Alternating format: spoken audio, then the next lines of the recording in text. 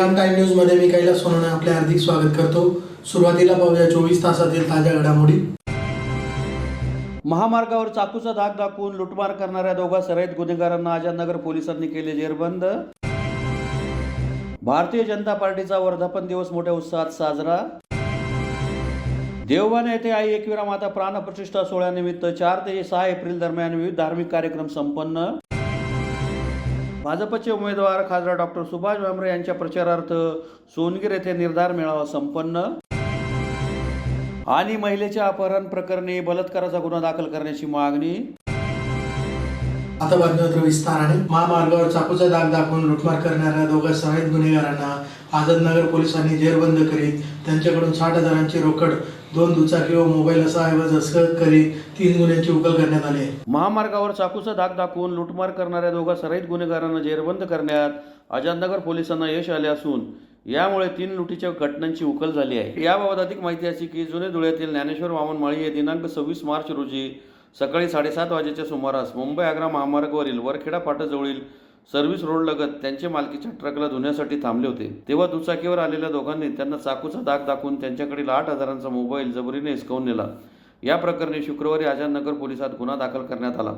तक्रारदार माळी यांनी चोरट्यांच्या केलेल्या वर्णनाप्रमाणे तसेच यापूर्वी देखील वरखेडी फाटा येथे जबरी चोरीच्या घडलेल्या घटनांचा पोलीस निरीक्षक निवृत्ती पवार व त्यांच्या शोध पथकाने आढावा घेतला। त्यानुसार गुन्हे करणारे आरोपी सराईत असल्याने दररोज वरखेडी फाटा व महामार्ग उड्डाणपुलावर सतर्क पेट्रोलिंग करून आरोपितांचा शोध सुरू केला। त्या दरम्यान हा गुन्हा अर्शद शाह, लियाकत शाह राहणार काजीचे शेत, नटराज टॉकीज जवळ धुळे व त्याच्या साथीदारांनी केल्याची खात्रीशीर माहिती प्राप्त झाली। त्यानुसार दिनांक 4 रोजी पथकाने अर्शद शाह यास ताब्यात घेतले। चौकशीत त्याने हा गुन्हा साथीदार अरबाज शाह, सुब्राती शाह राहणार काजी प्लॉट धुळे याच्यासह केल्याची कबुली देत लुटीतील 8,000चा मोबाईल काढून दिला।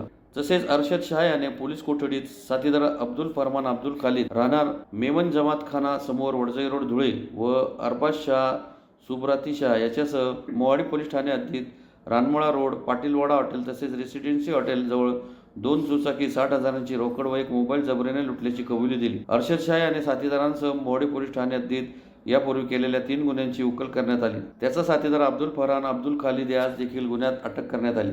दरम्यान दोघांकडून 8,000चा मोबाईल, 20,000ची MH18 AJ 9353 व 25,000ची MH18 BQ 9148 क्रमांकाची दुचाकी, गुन्हा करतेवेळी वापरलेला धारदार व दाते असलेला चॉपर असा एकूण 53,000चा मुद्देमाल हस्तगत करण्यात आला। सदरची कारवाई पोलीस अधीक्षक किशोर काळे, सहाय्यक पोलीस अधीक्षक एस ऋषिकेश रेड्डी यांच्या मार्गदर्शनाखाली आझादनगर पोलीस ठाण्याचे पोलीस निरीक्षक निवृत्ती पवार, मोवाडी पोलीस ठाण्याचे पोलीस निरीक्षक शशिकांत पाटील व त्यांच्या पथकातील पोलीस उपनिरीक्षक समाधान सुरवाडे, योगेश शिरसाट, गौतम सपकाळे, शांतीलाल सोनवणे, संदीप कटरे, अनिल शिंपी, अजरुद्दीन शेख, पंकज जोंधळे, मकसूद पठान आदींनी केली। आज़ादनगर पुलिस स्टेशन के अंदर 26 मार्च को एक 392 का प्रकार हुआ था। तो उसमें 2 लोग एक बाइक चोरी आणि उसके पास जो चेन था वो स्नैच करके चले गया था। तो उसके बाद वैसे प्रकार हमारा मोवाडी पुलिस स्टेशन के अंदर भी हो गया था। तो 24 को हमारा मोवाडी पुलिस स्टेशन के अंदर एक बाइक चोरी का प्रकार हुआ था। फिर 27 को हमारा एक प्रकार हुआ था, 392 का प्रकार हुआ था। फिर एक और प्रकार हुआ था 394 आणि 511 जो अटेंड हुआ था। वैसे 4 गुना है हमारा पूरा आज़ादनगर एंड मोवाडी पुलिस स्टेशन मिलके हमारा गुना डिटेक्शन हुआ है। तो उसमें अभी 3 आरोपी इन्वॉल्व है। उसमें हमने 2 आरोपी को अभी तक अरेस्ट किया है। उसमें रिकवरी भी जो हुआ है वो सब रिकवरी किया है और 1-2 पेंडिंग है। तो उसमें एक आरोपी अभी तक फरार है। तो ये कार्रवाई एक अच्छा कार्रवाई है। इसके बाद आप भी देखेंगे तो क्राइम में 392 और 394 का जो प्रकरण है वो कम हुआ है। तो ये कार्रवाई के लिए मैं PI आज़ादनगर और PI मोहाड़ी दोनों पुलिस स्टेशन से मिलके ये कार्रवाई किया है, उसके लिए मैं अभिनंदन देता हूँ। एंड उसके बाद ये पूरा कार्रवाई हमने SP sir, additional SP sir के अंडर मार्गदर्शन पे किया है। पूरा Azadnagar team and Mohadi police station सब मिलके हमने ये कार्रवाई किया है डिवीजन का।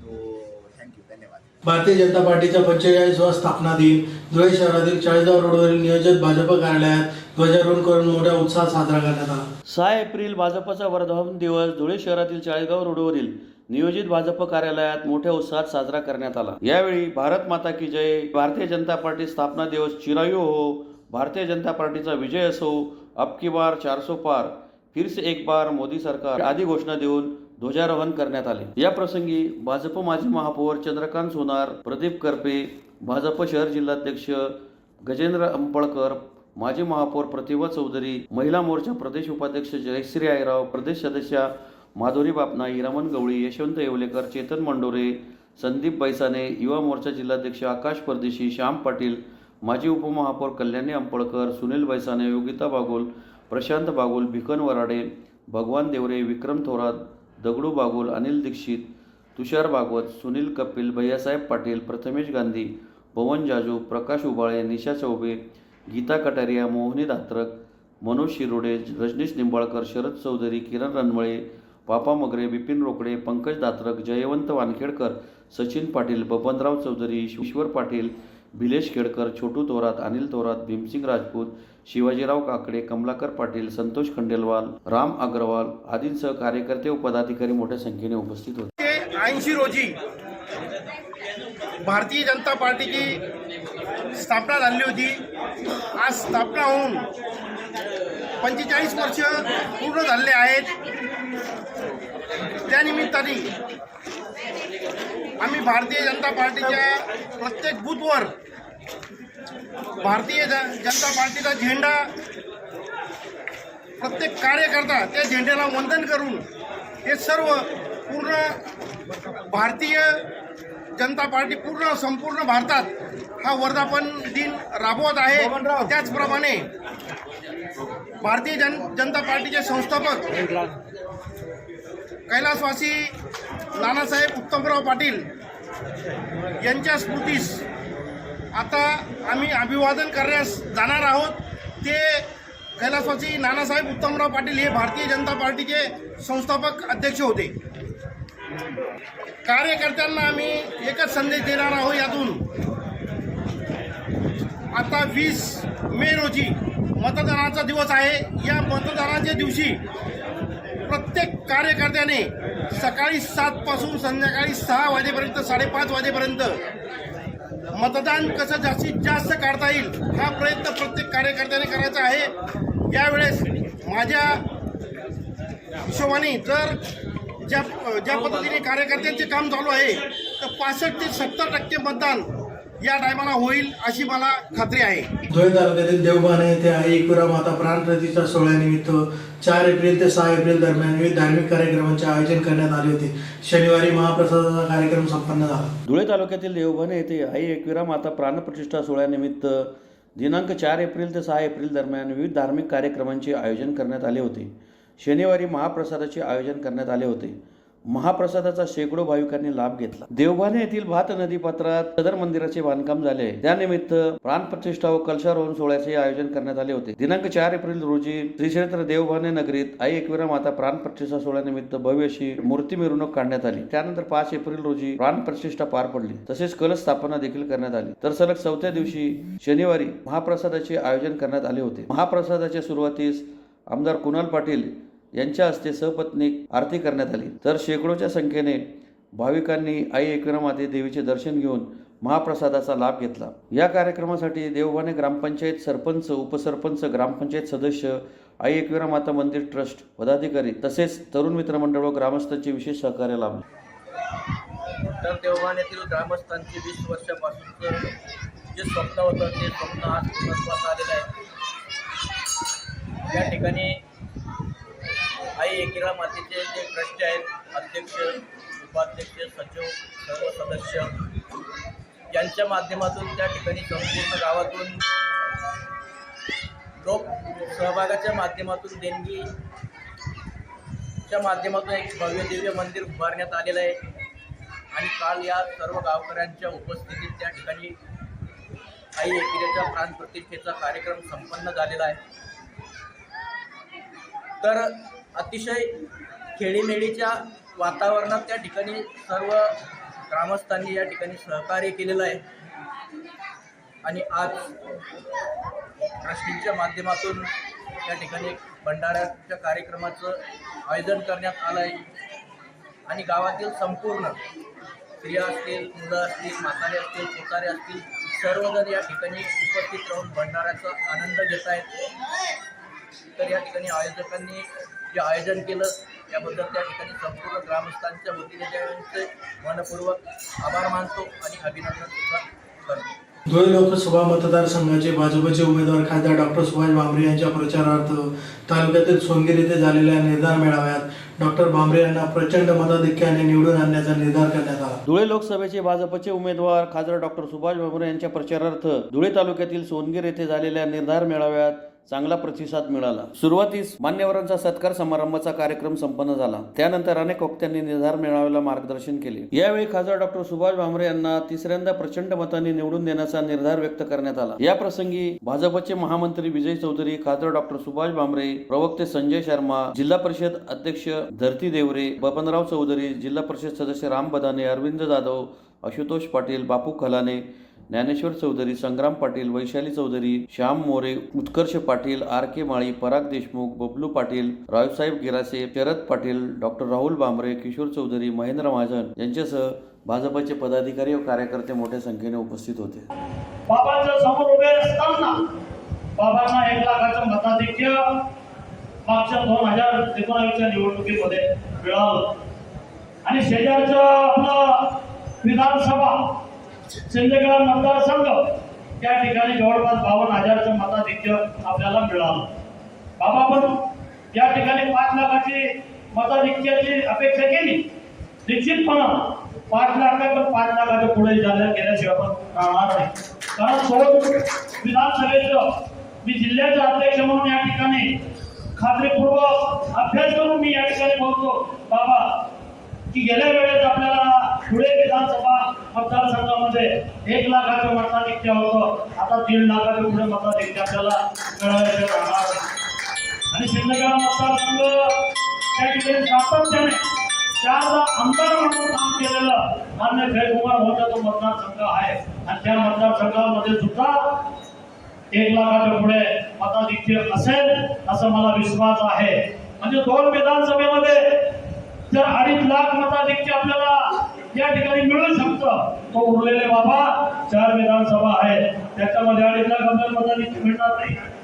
म्हणून 5 लाखाचं पुढे मताधिक्य हे मिळाल्याशिवाय बाबांना राहणार नाही असं माझा राजकीय या ठिकाणी अभ्यास आहे.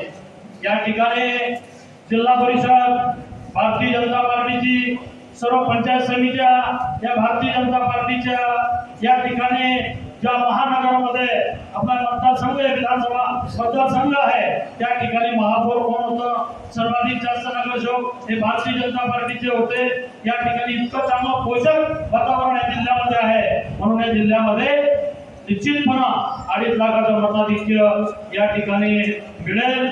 वेळ खूप झालेला आहे. बाबा बोलत असताना करण्यासाठी आपला अधिकृत उमेदवार सुभाष रामराव भामरे या नावापुढे कमळाचं निशाण असलेलं बटन ते बटन दाबून आपल्याला मोदी साहेबांना प्रधानमंत्री करायचे आहे. ते बटन दाबून भारताला विकसित भारत करायचं आहे. आणि म्हणून आज आपल्यासमोर उभं राहताना गेल्या 10 वर्षापासून खाता म्हणून काम करत असताना आपली सेवा करत असताना आपण दोन्ही वेळेस प्रचंड मताने निवडून दिलं आणि या धुळे तालुक्यात मिळून कधीच विसरू शकणार नाही. स्वातंत्र्यापासून आतापर्यंत विधानसभेला 1 लाखाचं मताधिक्य कोणालाच मिळालं नाही ते आपण आणि म्हणून 2014 पासून ठरवलं या धुळे लोकसभा मतदारसंघातील जनतेच्या ऋणातनं उतरायचं होऊ शकत नाही. परंतु या मतदारसंघाच्या विकासासाठी जो काही प्रयत्न करता येईल तो निश्चितच प्रयत्न करेल. आपल्या आशीर्वादामध्ये एवढी ताकद होती की पहिल्याच टर्मला मला संरक्षण राज्यमंत्रीपद मिळालं जे महाराष्ट्रात आतापर्यंत फक्त कैलासवासी यशवंतराव चव्हाण, शरद पवार साहेब आणि तिसरा तुमच्या खासदाराला. आणि त्या संरक्षण राज्यमंत्री पदाचा फायदा असा झाला की मोदी साहेबांशी संपर्क वाढला, प्राईम मिनिस्टर ऑफिसशी संपर्क वाढला आणि म्हणूनच जे काही महत्वाचे कामं झाले ते मी करू शकलो. संघामध्ये 6 विधानसभा आहे, 2 महानगर आहेत आणि 4 ग्रामीण भाग आहेत. आणि ग्रामीण भागाचा आत्मा माझा शेतकरी आहे, शेतकरी राजा आहे. आणि माझ्या शेतकऱ्याला काय पाहिजे असतं? फक्त हक्काच्या 3 गोष्टी. शेतकऱ्याला कुठले भीक नको, हक्काच्या 3 गोष्टी. त्याच्या शेतापर्यंत पाणी पाहिजे, निसर्गावर अवलंबून राहायची त्याची सवय झालेली आहे.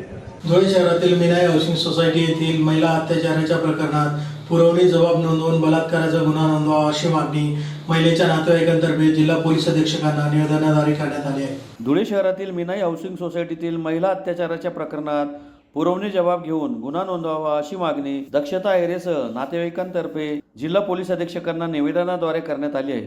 निवेदन अप्पर पोलीस अधीक्षक किशोर काळे यांनी स्वीकारले. निवेदनात म्हटले आहे की दिनांक 5 एप्रिल रोजी दक्षता अहिरे हिचे अपहरण अत्याचार करण्याच्या हेतूने झालेले आहे. बेशुद्ध अवस्थेत असल्याने तिच्यासोबत काय प्रकार घडला हे कळू शकलेले नाही, परंतु या प्रकरणात बलात्कार झाल्याची खात्री असल्याने पुरवणी जबाब घेऊन बलात्काराचा गुन्हा दाखल करून आरोपीस सहकार्य करणाऱ्यांवर कारवाई करावी अशी मागणी निवेदनाद्वारे करण्यात आली आहे. यावेळी बिवसन अहिरे, राज चव्हाण, डॉक्टर जयश्री वानखेडे, भैयासाहेब पारेराव, ॲडव्होकेट संतोष जाधव आदी उपस्थित होते.